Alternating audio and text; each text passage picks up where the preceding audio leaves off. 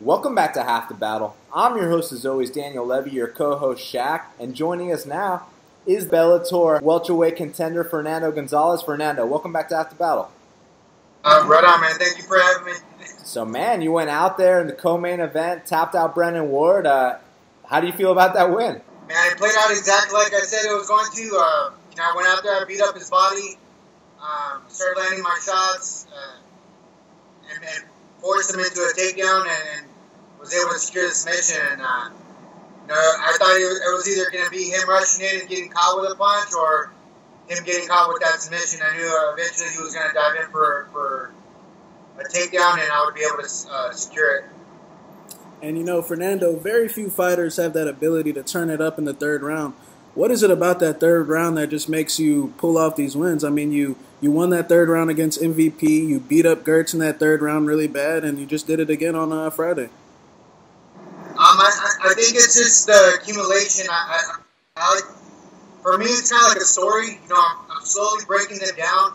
The beginning rounds, they were, really, for the Bellator commentary, I think they need a striking guy there. Because Jimmy's good, but he's more of a ground guy, so he automatically starts to favor, guys that are more the takedown. So they're kind of giving him from what I watched, they're giving him the first 2 rounds off takedowns, but he didn't do anything with it, and I was actually outlanding him. If you really see the punches that landed, most of the shots that he threw were hitting my arms, and I was picking apart his body.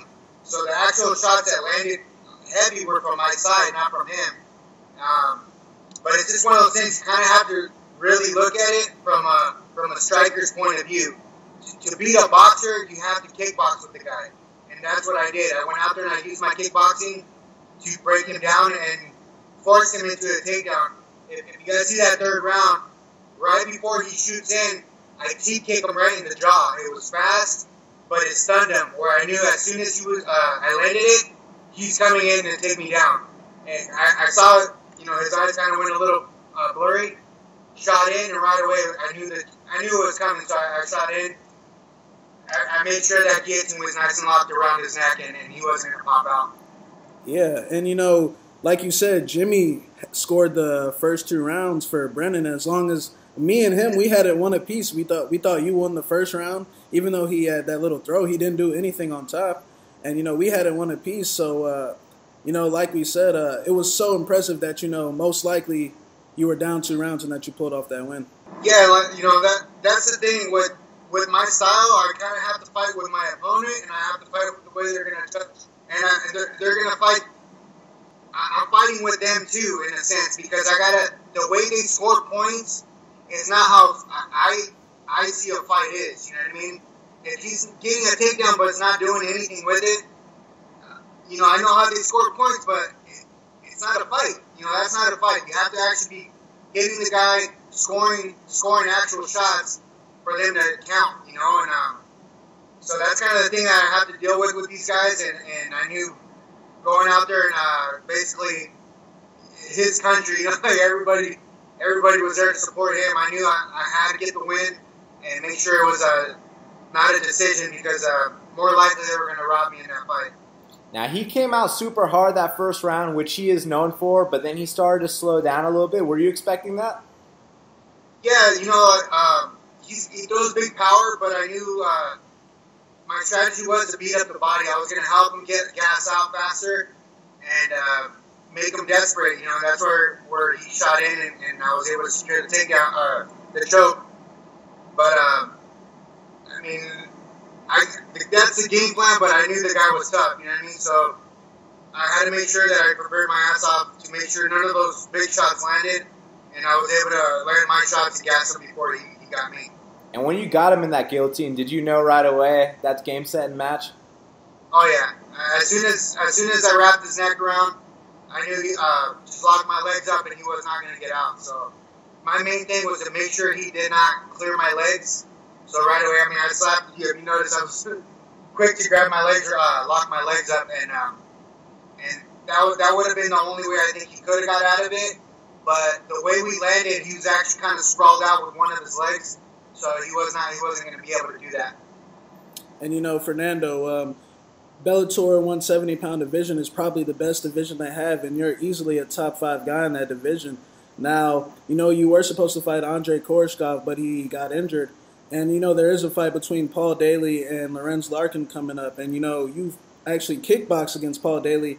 And, most people going into that fight would probably think, man, Fernando doesn't have a chance in that kickboxing against Daly, who's a K1 striker. But you arguably won that kickboxing fight. So are you looking to fight the winner of that fight, or do you want to get that rebooking versus Koreshkov? I would like Koreshkov. I didn't know he was injured. But if it's something that's going to, he can heal back from quick, I prefer to take that fight because he's on a win. I'm on a win. Daly's on a loss right now. So it's kind of like same way. It was risky to take the fight with Brennan because he was on a loss. But, if that's what they give me, then I'm going to take it. It doesn't really matter at that point. Once they offer whoever it's going to be, then I got to take the fight. But honestly, I want to fight Koreshkov because that's going to be the closest matchup, or who was the last champion who's held that title. If I beat him, then it solidifies my position as #1 contender. Because if I can go out there and beat somebody that was a champion, Daly hasn't been a champion yet, so at least for Bellator. So I want to make sure that I'm beating the guys that are getting closer to that title. How do you think a matchup between you and Koreshkov would go down? I mean, where do you feel like you have the edge? I feel I have the edge on both areas. No matter what, it's a tough fight. Koreshkov is a talented fighter, but I feel just with my overall well-rounded game, I can hang with him on the striking, where I'm going to make him panic to try to get a takedown, and more likely I'll choke him out as well. So that's what you want next, Koreshkov? Is that what you're eyeing?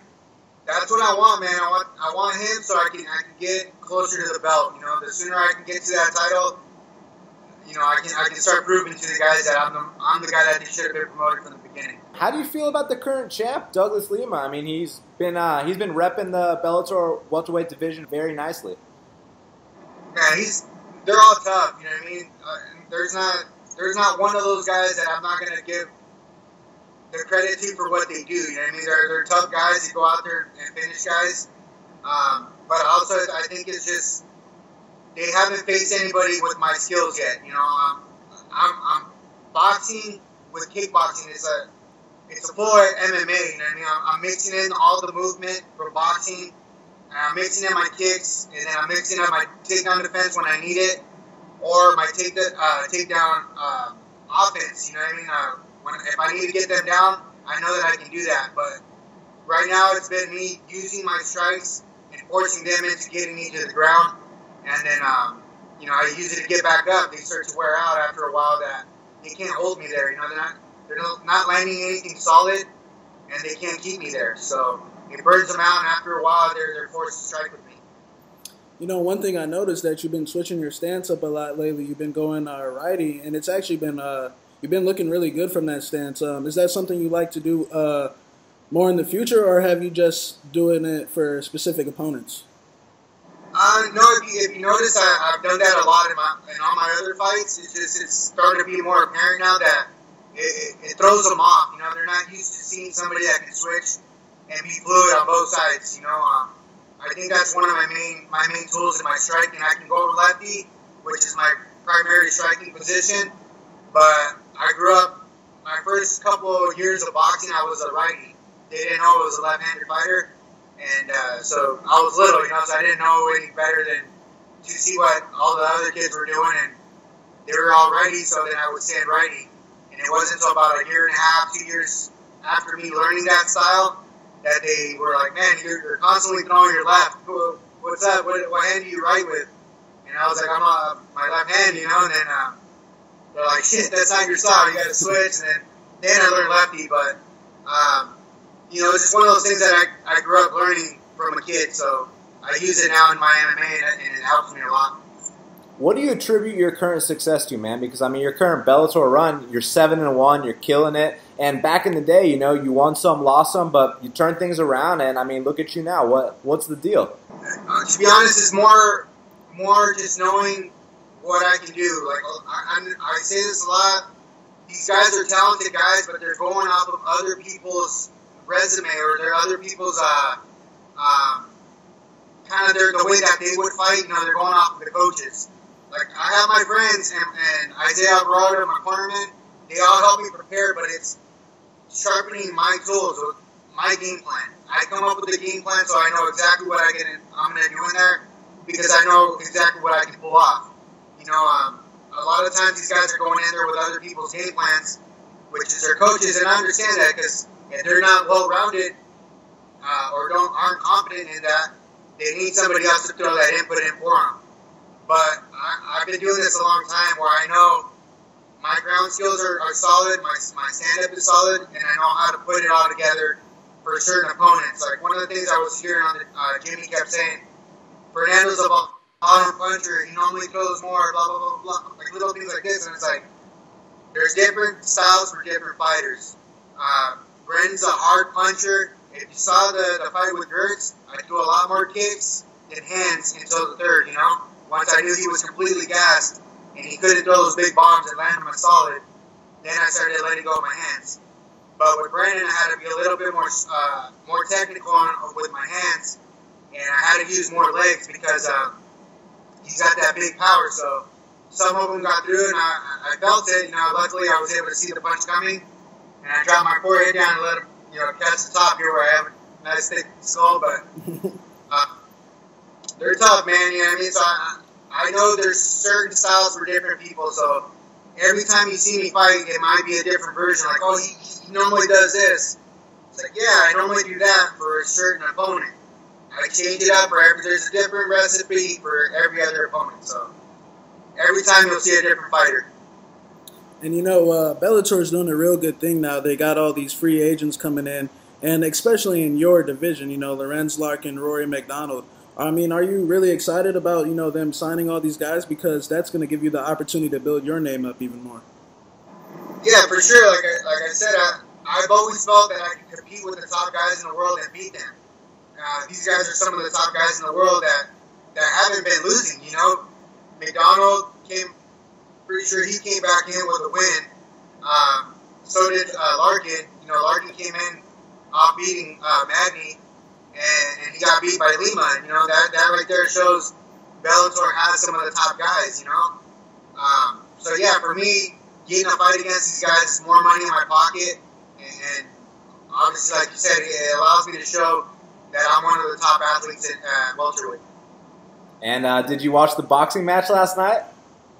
Man, I missed it. I was on my flight back, but from what I understand, I was kind of correct on after the 25 minutes he wasn't able to get it done. But man, I heard he did it very well and showed that he could hang with obviously the guy that's considered one of the best or the best in boxing right now. So I haven't got to see the full fight yet, but for him to last as long as he did, they didn't expect that.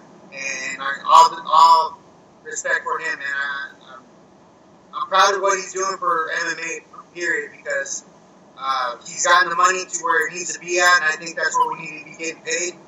And he kind of put that bar up there for anybody that could put on those kind of performances and, make an exciting fight like that, then we deserve to get that pay. So I have a lot of respect for that guy, and eventually I want to fight him too. Yeah, he represents the sport very well. He does, man. He does really well. And he's a top athlete, man. And for me, I want to, like I said, no disrespect. I want to test myself against the best. And right now, he's one of the best guys in the world. So if I ever get a chance to fight him in MMA, I would love to. Yeah. And Fernando, would you ever be open to another kickboxing fight? Because, I mean, you did really good against Paul Daly.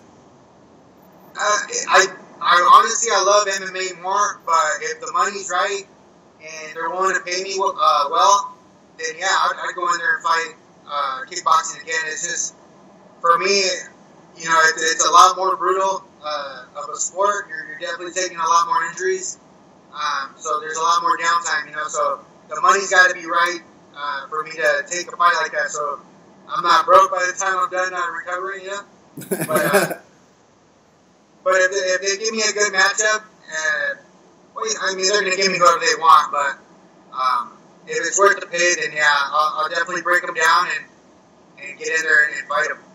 So when are you looking to get back in there? I didn't take too much damage in this fight, so anywhere from 3 to 4 months is ideal for me. I still want to have a little downtime to kick it with my family. My son just started school again, so I kind of want to take him out and have kick it with him for a little bit and watch him grow up and stuff. So maybe like a month off, and I'll be back in the gym hitting it hard again. Does he know what you do? Oh yeah, man. He's 11 now, so he's okay. He's all about it, man. All his buddies are watching and stuff, so he's all pumped up. He called me, he's like, "Dad, you're not losing this fight," so. Nice. So like you're the cool dad amongst his friends. Yeah. It's a good feeling, man. It's for a little bit he didn't want to go towards fighting or anything, so I didn't push it on him. But more and more he's like, "Yeah, let's start training," or he'll start throwing little shots at me. I'm sitting there blocking. But yeah, man, it's a fun time right now, man. I'm loving my career, and I'm ready to get back in there as soon as they want me to. That's awesome. Well, Fernando, thank you so much for taking the time to speak with us right here, right now on Half the Battle. Always a pleasure. Let the audience know where they can follow you, and any message for the fans. Go ahead. Yeah, man. You can follow me on @MenifManiac on Instagram or Twitter. And then my fan page is Fernando, the Maniac Gonzalez on my Facebook. That's my fan page. But yeah, man, honestly, the only thing that I would say is sometimes look at my fights and turn down the volume. Don't hear what they're saying and just watch what's landing. Then you're going to start to understand what a real fight is about. They're going too much on points, and I think that's watering down what MMA really is and what it should be. When you're fighting for points, you're going to hold back. I mean, if one key example, look at Tyron Woodley. One of the sickest fighters, but he has to hold back because if he loses on points, then he loses his position. When he shouldn't have to feel that way. He should be able to go out there and fight the way he wants, all out, and that's what I try to do. I know where I stand basically in my position. I'm always fighting guys that are supposed to be beating me. So I go out there and I fight my fight, and I don't care how they judge it. I don't care about points. I go out there to beat them and win. So that way the next time I face them again, they understand that I was the one who actually won that fight. Yes, sir. Fernando, thanks again for the time, and best of luck in the next step, man. Awesome, brother. Thanks for having me again. And like I said, man, always I'm here for you guys anytime. Thank you, Thanks, sir. man. Have a good one, bro.